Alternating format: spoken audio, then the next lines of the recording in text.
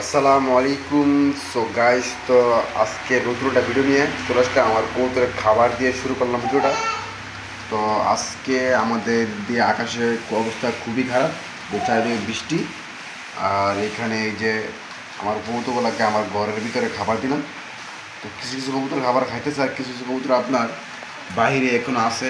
এই যে কবুতরগুলো দেখতেছেন, এই যে আপনার এখনো খাবার খায় নাই। টুকটাক খাবার খায়, কোনটা খাবার খায় কোনটা খায় না। তো কারণ বৃষ্টি আসলে খুবই বেকায়দার হয়, আর খুবই চিন্তার বিষয়, কারণ বৃষ্টি এলে কবুতরগুলো বেশি খাবার খাইতেছে না। তো আসেন আপনাদের দেখায় আমাদের বাইরের পরিস্থিতির অবস্থা। প্রচুর বৃষ্টি, প্রচুর বৃষ্টি।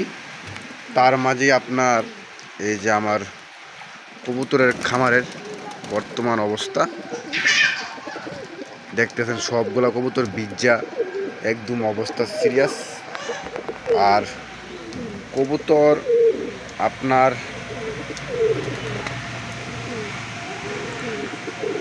ডিম ডাম পায়ের রাখছে, এগুলো নিয়ে তো আরও চিন্তায় আছি, কারণ ডিম পালে ডিম ডাম নষ্ট করে ফেলাইব। ভাই অনেক কী করবো বলেন, কি করবো কবুতরগুলোকে নিয়ে আসলে ভাই খুব দুশ্চিন্তার মাঝে আছি। এই যে চারিদিকে আকাশে মেঘলা আকাশ, বৃষ্টি। তো আমার কবুতরের খামারের অবস্থা খুবই বেহাল অবস্থা, কারণ বৃষ্টি আসলে আমি চিন্তা করি আমরা কবুতর ছাইরা পালি, আর আমার এত কোনো ভালো ব্যবস্থা নাই আমার কবুতরগুলো ঠিকঠাক মতো রাখাম বা ইয়া করাম।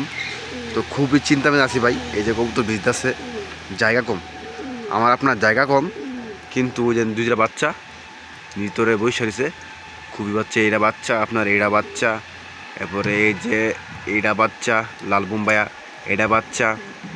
তো ভিতরে আরও আছে কবুতর, এই যে ভিতরে উমি বসে আছে। তো খুবই সিরাজি কবুতর।